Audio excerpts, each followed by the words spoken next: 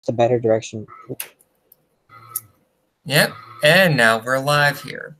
Greetings, everybody. This is Serpentine451 here, and welcome to another episode of Manga Maniacs. I'm not dressed as fancy as I usually would be. These are actually my pajamas. That's because I feel like sleeping after I do this episode. Maybe, maybe not. I don't know. It's all up in the air. But joining me as always for Manga Maniacs is Jeffrey. How you doing tonight, Jeffrey? Yo, what up, dog? It's Jeffrey in the house. Today we're talking about Border School Juliet and comparing it to Please Don't Bully Me, Nagatoro. I thought we were doing Yandere Kanajo as the comparison. Oh. Well, shoot, hold on. Let me erase some pictures. Tap, tap, tap, tap. Totally real typing sounds. Okay, great. I've edited my schedule. No worries. So we're bringing this in because, we haven't done an episode in a while, and I think that Border School Juliet and Yandere Kanajo, despite the fact that they handle things incredibly differently in writing and art style, they're both going for a lot of the same marks. But where Yandere Kanajo mostly nails its landings, Border School Juliet consistently ignores the parameters and just does the same jump every time for 75 chapters. It's actually 78, but of course, 78. At current, though. So talking about spoiler-free reviews here, basically they both go for a high school-style rom-com, wherein the two main characters are from different groups, essentially, and need to hide their relationship. It's very focused on slapstick comedy and on just cheesy romantic elements. So where do you stand on the review of both of these series, Well, nitty-gritty. Both of them are maybe very similar, but both of them have differences, in my honest opinion. Yandere Kanajo is a four-koma manga, which I find very fun and enjoyable at times. I love to Aho girl in that respect. Could you define that term for anyone who isn't familiar with it? Four-koma manga? It's basically a manga that tells an individual story in 4 different columns. And then those columns each have 4 different pictures. Yep, that is correct. Yeah. So it essentially has to deliver on its material a lot faster than a traditional manga, wherein you might have 4 chapters to deal with your main character having amnesia and getting over it. In this sort of story, you have the meeting with the rival, the challenge, the actual battle, the training arc, and the resolution all in a single chapter. And it goes by a lightning fast. So where would you put them on the number scores? Where would you put Border School Juliet and Yandere Kanajo? Well, says I do enjoy both, but I enjoy them for different reasons than I would anything else. Boarding School Juliet I enjoy because, well, I actually am invested in the characters. I find the relation between Juliet and Romeo, which it is their names, by the way, or they call themselves Persia and Inozuka. That is something I'm gonna have some notes on. So maybe it'll be more prudent to look at it and say, what kind of person would you recommend these mangas to? Like, if you would recommend them both, what kind of person would you recommend each to? Well, I would recommend Boarding School Juliet to those who want to read admittedly an okay love story. It's not groundbreaking by any means, but it's serviceable at best. True. So, would you hesitate to recommend this to anyone because of its reliance on fan service for some elements? I mean, it has some moments where it has fan service moments, but it's not completely fan servicey all the time. True, but a lot of people going for romantic manga tend to be younger girls or just women in general. Do you think that they might be put off by that decision to use fan service as a major element? It would be a bit of a put off for those individuals, but for those, these people do exist. My buddy Jay and I are examples of this. Us guys like to read a good romance story every now and then too. I see. I see. Okay. So you would recommend it for someone searching for a romance story rather Yeah, than someone who leans more heavily on the comedy side of things. that's correct. And then Yandere Kanajo, I would recommend to those who like romances, but on the more comedic side of things. Yeah. Um, the fact that it focuses on multiple different romances instead of just one singular one, I feel gives it a little bit more appeal, since it has something that appeals to a lot of different people who have different ideals of romance. Plus, it's much lighter on the fan service elements, which means I would be much more willing to recommend this manga to like my little sister. Mm-hmm. Of course, that might just be because Yandere Kanojo has a much more simplistic and less technically impressive art style. That's something to consider when looking at these manga. If you're someone who really only gets into manga to appreciate images, personally, I wouldn't recommend either one. Uh, Yandere Kanojo is very light on the artistic detail, but Border School Juliet, it feels like something out of the 2000s. It feels like you've just finished watching Oran Host Club and Fruits Basket, and you decide you want to go to a manga. And you say, "Oh man, these don't look familiar at all." One Punch Man, Way of the House Husband. No, thank you. Geez Louise. But this one looks exactly like my Japanese anime. You know what I mean? That I wouldn't necessarily. Well, I would disagree with you on that. I do enjoy the art style in Boarding School Juliet. It's very fitting for what it's trying to present itself as. And I can agree that. I'm going to challenge that statement later in the review that this art style is good for what it's trying to go for. But keep going, please. I don't want to interrupt. I'm sorry. That's perfectly fine. But also, the simple art style in Yandere Kanajo works well for what it's trying to do. I agree wholeheartedly with that. Um, it has a lot less depth, so essentially it has to pick and choose what elements need to be instantly defining. And I think that the silhouettes in Yandere Kanojo are very immediately recognizable. You could hold a silhouette of any of the main characters' faces, and even some of the side characters, and I would just be like, "Oh yeah, I know who that is." Um, that's a little bit more difficult to do with Boarding School Juliet. The silhouettes in Boarding School Juliet, because it defines itself more as a realistic-ish manga. I don't want to call it generic, but like it plays it safe. You know, it plays it closer to reality, but not quite to the level where you actually get defining features. I would say that you could probably compare a number of male characters like Scott and I'm terrible with Japanese names. Do you remember there's like a black dog guy with like kind of bags under his eyes? If you were to just all black their silhouettes, I don't think you'd be able to tell some of the characters apart. That's a very fair assessment. That could just be a downside of having a more defined style. But yeah, Mhm. so spoiler-free recommendations. Personally, I would recommend Yandere Kanojo to people who enjoy just slice of life. It definitely feels like a slice of life. It tries a lot of things, like a video game that goes in a lot of different directions, but I feel like it consistently does well with all these elements. When it wants to be dramatic, when it wants to be funny, when it wants to be, you know, when it just wants to have a regular good old time. On the flip side, I personally wouldn't recommend Border School Juliet to anyone. I've a couple of my friends have checked it out, and my little sister too.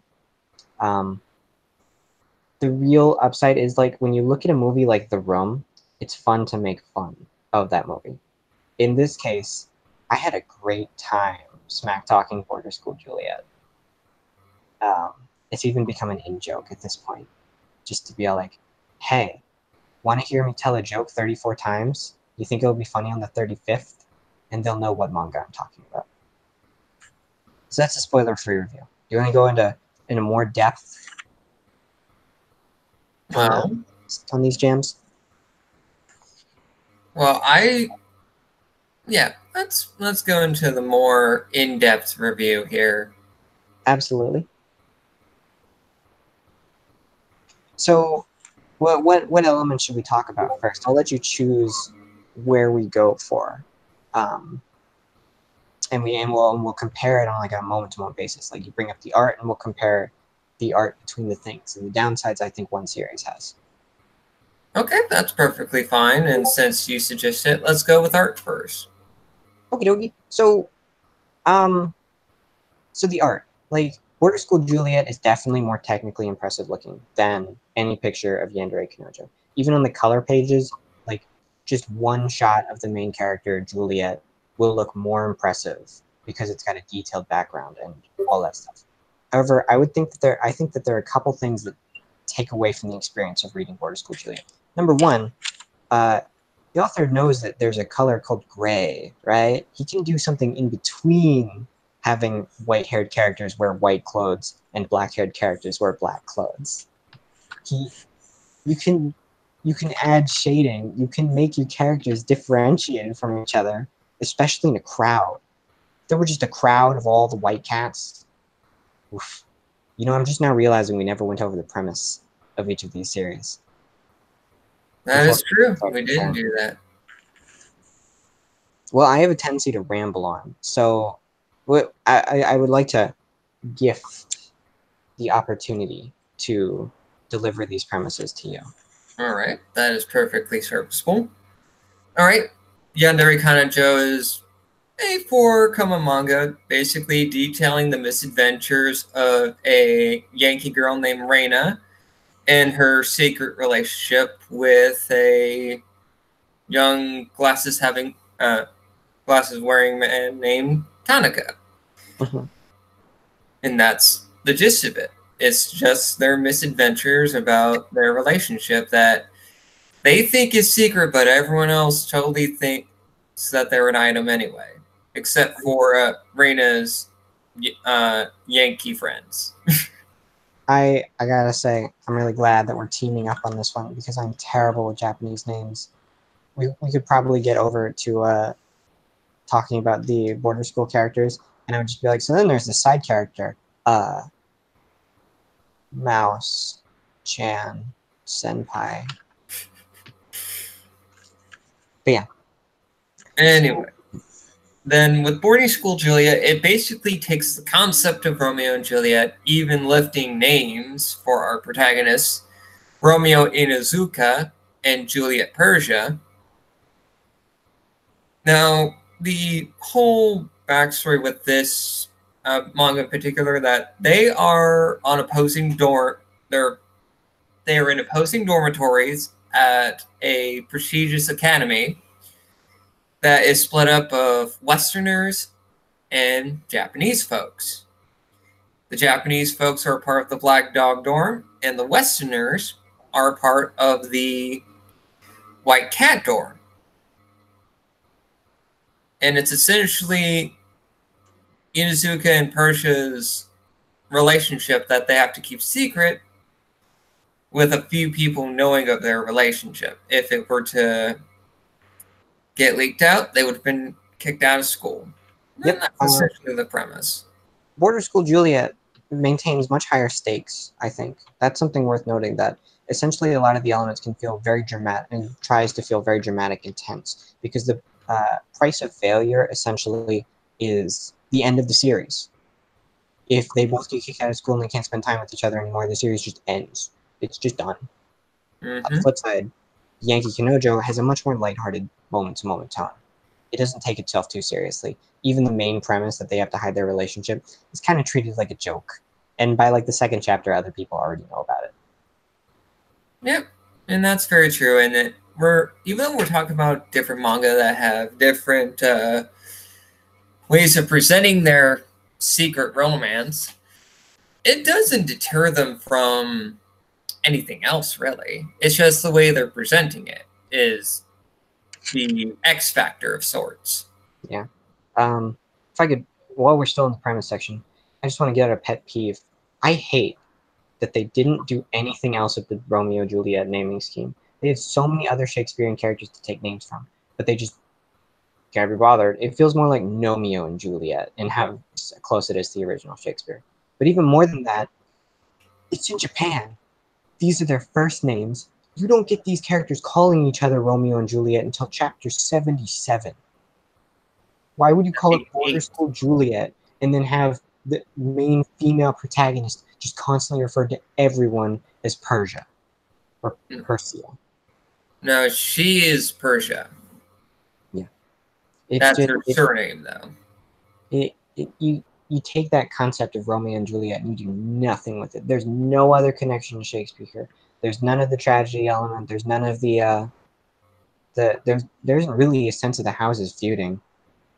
I feel like world building should be one of the categories we talk about, because pretty much everything about comparing these two mangas is that Border School Juliet is technically more impressive, but it just completely skimps over all the details that make the world actually believable.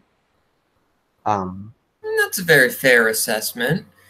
So you probably, like, being invested in the manga, you probably have more of an idea of what goes on there. So can you tell me why the nations are feuding? Well, from what I can recall, that these individuals are trying to meet in the middle. That's why the academy is there. Meet, And meet in in the fact, middle? huh? Meet in the middle? Like they're trying to repair relationships between the nations? No, it's more like, how do I explain this? Okay, the best way I can explain it is a situation that happened previously where two individuals, that being Inuzuka's mother and Persia's father, they actually fell in love with each other while they're at their stay at the academy. And their love story was discovered, which led to them being both expelled from the academy. Right, but in order for them to both be expelled, the conflict would already have to be going at that point. My main thing is that, That's like, what happened, but is that that's the one thing that about the manga that honestly I don't get is why both sides are feuding with each other that have bled over to the two different dorms feuding with each other. I feel like the author wanted this premise but wasn't willing to do the legwork to come up with the why. Like, these two sides hate each other. Like, there are some freaking Nazis towards the other side. Leon, a character introduced in chapter 60, just straight up defines all white cats as scum who should be exterminated off the face of the earth. That It is very actually true. takes moments of violence. But they never go into why. Why do these students hate each other? Why do the countries hate each other? Why did they bother building this entire school if straight up 6-year-old children are going to be attacking each other in the open without any adult supervision? You know what? That's a very fair assessment. Meanwhile, I feel like the world building in Yandere Kanojo takes it much smaller. It focuses on, like, a community and defines that community and their relationship. When you find out that the father figures of the main characters are hanging out, they've built on that. They've given reason for it, and they show the personalities melding together. It feels like Border School Juliet tried to have 1,000 points all go off in the direction, but it just totally forgot about all but 2 of them. While as Yandere Kanojo focuses small, it focuses on the exploration of like 8 people, and it actually delivers on their interactions and dynamics between each other.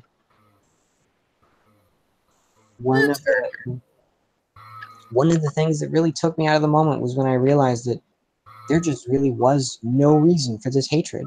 And that's not something that I assume you're supposed to empathize with, because it just makes every single dynamic where the hatred appears and it's supposed to be justified, it makes it fall completely flat. When you see the childhood friend character take out a sword and try killing her love interest because he was associated with a white cat, it makes no sense. You'd think it would be just a gag, but they devote an entire chapter just to that chase.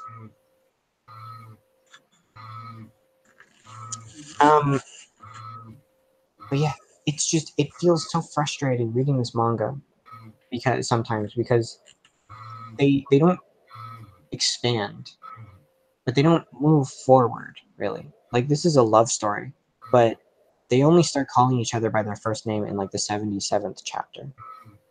It Yandere Kanojo feels fast paced, and that's because of the medium here. And I would have to say that the main reason that Divorce for Juliet feels so slow is because of the art style. I think deciding to have these big dramatic moments take up a whole page or half a page really slows everything down because nothing is happening. Yeah, the dramatic kiss should have a full page dedicated to it, but whenever they would go off on a side tangent and just not deliver on anything in there, it doesn't need a full chapter or 4 whole chapters devoted to him chasing around 2 petite Chinese outfit wearing little girls. So yeah, like mostly I feel like I take my frustrations out on it, and that's how I end up enjoying it and having a good time with it.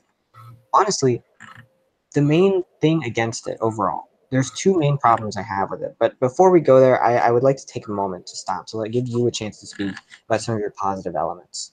Um, yeah, because nitpicks are fine and all. They're fun to talk about, but what I have to talk about are 2 really serious major issues. So let's just slow down and talk about some of the moments that you liked, and we'll talk about why they worked. Well, I actually like how I am invested in the relationship between Inuzuka and Persia. Oh yeah, And like yeah. it's a very sweet relationship, and you can honestly tell that these 2 characters feel something towards each other. Inuzuka's really struggling with trying to impress Persia. He wants to do his best for her, and even with his memory gone, he's still a very genuine, nice guy. And he, even when the first years are giving him a tough time, he's just trying his best to connect with him. He's a nice guy, and I like that in a lead character. Somebody that, but you can agree there that he is, Inuzuka himself is a good character. Well, so the structure of the story, it essentially poses that the time they spend together is your reward. You watch through the characters struggling and you get to see the reward of them being together. If you really like the relationship, that's a very strong direction to take. And it is good writing to understand what your rewards are and dole them out. However, I won't agree that Romeo is a good character. In fact, I personally think he's scum of the earth. Not because of anything he does, but because of what I feel is one of the story's major themes. But one talk about like positive elements. So one positive element I feel about is I feel Persia is a very strong female lead. That She she is. I can agree with you there. she's definitely the best character in the manga. Maybe the childhood friend is also good, but I feel like Persia could probably Husky, carry. Yeah, Hatsuki. I feel Persia could probably carry this manga on her by herself. Um, I won't disagree with you there. yeah, and I feel like deciding to focus on Persia more would be an exceptionally good decision because it would have a chance to flesh out the very empty White Cat dorm. Um, yeah, like Persia is a strong character. So what I was talking about earlier is that one of the main problems I have with this is that I hate that it's a harem manga. This character is in a defined relationship. He has an emotional attachment to Julia, yet other characters consistently pop up just to be absolutely miserable. The childhood friend character is devoted to him to the point that she would rather see him die than have him ruin his life by hanging out with one of the white cats. But no other male character will ever catch her eye. She'll never be happy. She'll spend chapter 70s, or she'll spend like 70 chapters just in the background, never getting a chance to be happy, only pining over the relationship, and getting occasionally teased by uh, situations like the amnesia arc where he thinks that Hatsuki's his girlfriend. She's she The brother even comes up at one point and says that she's straight up depressed because of Romeo and Juliet's budding relationship. And what does he do? It's just like, hey, let's all get along. There's no other real there's no other real male character in the story aside from the brother, who's really just sort of an antagonist. By making it a manga series, you have shot Romeo in the foot because he's making all these other women just miserable by being the only actual sane man left on the planet, essentially. Every time you cut to Romeo being insensitive, it really just gets my goat, like the chupacabra. You know what I mean? Yeah, I completely understand where you're coming from with that.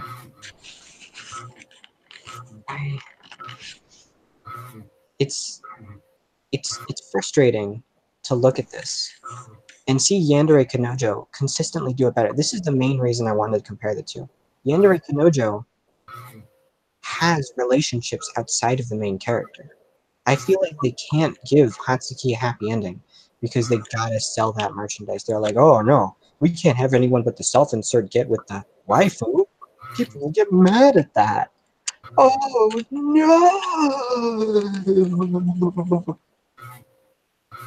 It yeah, and knowing that they're gonna have a miserable old time just frustrates me when they're defined to be good people. Naturally, the Nazi should probably go burn.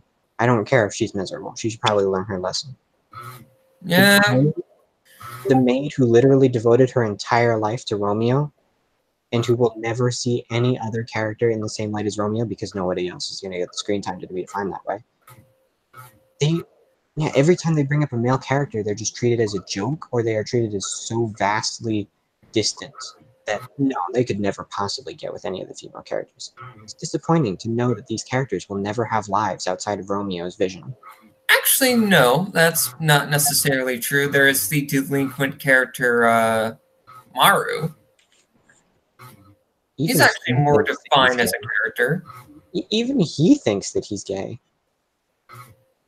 Like, well, the man is a bit of an idiot. True. But the thing is, he's consistently portrayed as a villain. He's the one that causes a lot of misunderstandings. He's the one that's bullying 6-year-old Romeo and Juliet. Whenever the story needs a villain on the same level as Romeo, he's the guy they call. Yeah, and that's something that character-wise is unpleasant. But the one thing I can say, at least to play devil's advocate in a sense, I shall point out that there is another character that is pining for something that's probably not going to happen as well, and that's Char. Char? Oh, I thought you were talking about Scott. Yes. So a lot of the characters don't feel like they have any identity outside of Romeo. Char is definitely not one of those characters. She, on the flip side, feels like a character who's completely defined by Juliet, but that's not a bad thing because Juliet can absolutely hold chapters all by herself, and that gives people around her a chance to shine, specifically just Char. They've never used anyone to build on Juliet's character or had Juliet build on their character, except for Char. And then there's Scott. Scott really doesn't serve too much of a purpose, to be honest. Like, he's the joke. At one point, Char gets him to lick her shoes, and then does it again, like another chapter, because, can't get enough of those repeating jokes. Gotta get with it. Flip that over to flipping Yandere Kanojo, and you'll see these characters consistently have lives. You'll see an entire chapter where two of the side characters are on the train together, going to deliver a magazine to a post office, and they have actual chemistry. So moving on to my final note on Border School Juliet and what I feel like it doesn't do well. I don't feel like it does love very well, and that's pretty critical for a women's series. So let me explain. That's a pretty complicated thing right there. Love. None of the Julie and Romeo have so little chemistry. But more than that, they're never actually explicitly given a reason or a situation to fall in love. they don't really define their personality in a way that makes you think that they're good together. It just they just consistently do the misunderstanding arc, and then the, oh well, I should probably make it up to them, so I'll do something sweet for them, and then they end up like sacrificing themselves so that they can appreciate it, with Romeo getting a bag of treats from Juliet and then fighting other people to the death because those treats were almost stolen from him. But you don't really get to see him enjoying Juliet. You don't see them enjoy their presence together. Yandere Kanajo shows you these characters having their lives noticeably improved by being together. You see, like, Reika, the main character, learning about herself and being able to make friends outside of her old circle. You see the main character dealing with his emotional trauma and his family issues. Both of them are enriched by being together, and consistently it shows other characters enriched by being together with others as well. But that doesn't happen in Boarding School Juliet. No one matters but Romeo, and by extension, the people Romeo cares about. They don't act like human beings. One of the most frustrating elements of this was, you remember the brother, where he fights against the brother? Mm-hmm. So, like, trying to describe that arc in the most literal way possible is that the brother, who is never anything but cold and violent to his younger brother, knows about the relationship, and then essentially challenges him to a duel to the death with the threat of exiling him from the family, then loses, and still doesn't respect the relationship.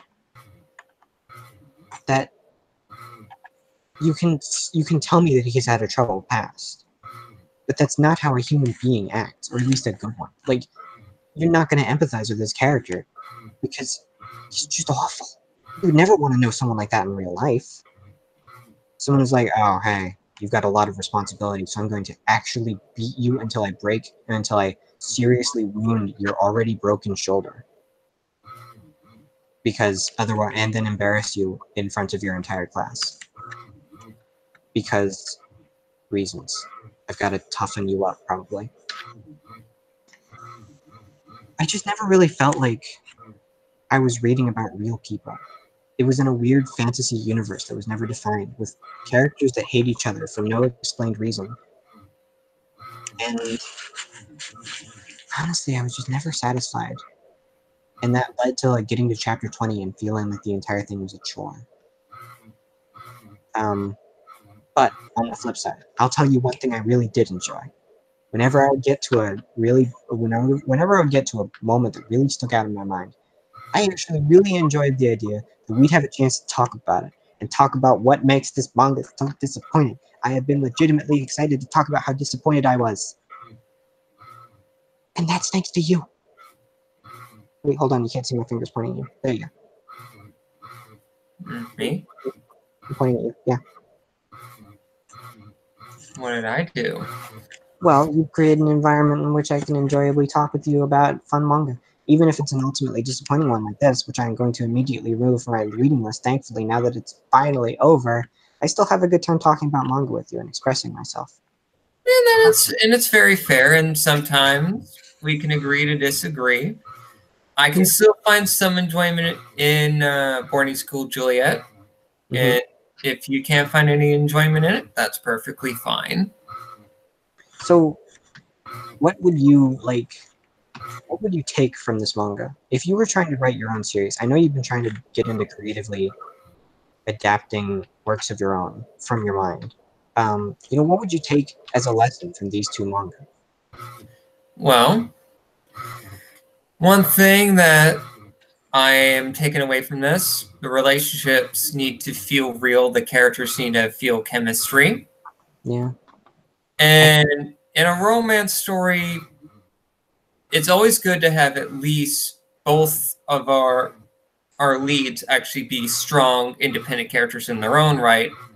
And when they're together, they can balance each other out. I feel like if it feels like your characters have a life outside of the pages that you can pan over to, it shows that they're much stronger. Could you imagine panning over to Scott for a day in his life? What is he going to do that doesn't involve Juliet? That's his only character trait, aside from from being treated like a pig by Char, who is pretty much a main character at this point. So if you take out Juliet and Char from his life, How is he going to spend his day? Well, and that's one thing that we don't know. Can I also say, real quick, that when they cut to the amnesia arc and they cut to Juliet's childhood of her defending Scott from being bullied, why the heck were 6-year-olds allowed to openly fight at a high school? Why were they there? Why were they fighting? Oh, it's a school with multiple divisions. You don't see those divisions, though. There's only 2 buildings. It doesn't feel like a real place. So yeah, that's your lesson for today, viewer and Anthony and me. Make it feel like your characters have lives going on outside of this stuff. Plan out stuff in advance. When the main character of Yandere Kanajo talks about his troubled past with his family, they then deliver on it. But they have elements of that family bleed into other people's lives, and it affects them.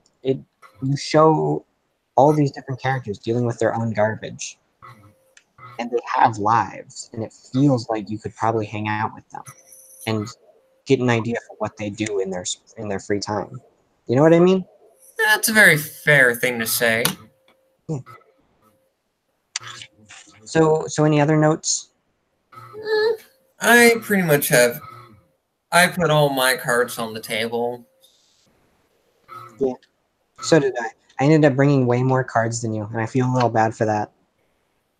Yeah, there's like 50 cards on the table, and 10 of them are yours. And I'm like, oh, do you have any more cards? Because I might have overshared. And stuff like this is bound to happen every now and then. So it's all perfectly serviceable. Yeah. So for next time, we forgot our number scores. Oh yeah, number scores. So you go first. Well, with Yandere Kanajo, I would give it a solid 4 out of 5.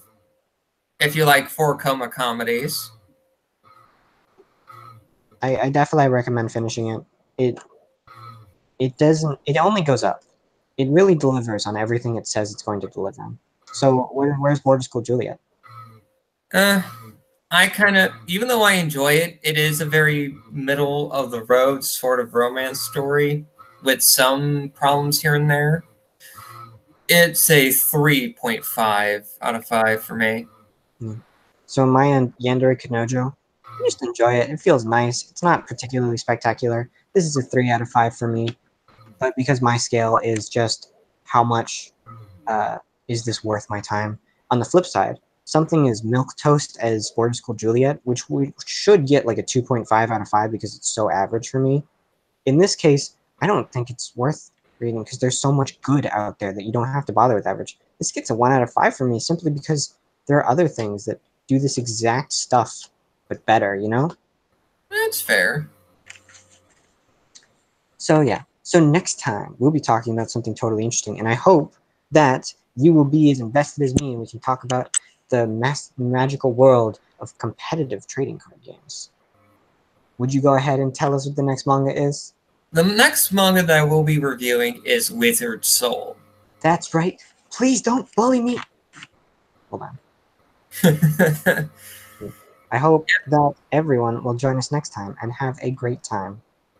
Yep, and if it seems like I wasn't talking as much, I apologize for that. It's just me trying to collect my thoughts and whatnot. This was mostly Jeff Regis presenting his case, laying his cards out on the table. And I think it's a very fair thing to say when it comes to discussing manga. But anyway, usual social media plugs are in my video description below. If you have any comments, please post them. I would love to hear your thoughts. We would love to hear your thoughts for both, not only Manga Maniacs, but also Weeb Warriors. And to the new person that subscribed to my channel recently, I will welcome you. And so until next week, we will be venturing into the world of trading card game manga. Goodbye, everyone. Beep, boop, bop. All your base belong to us.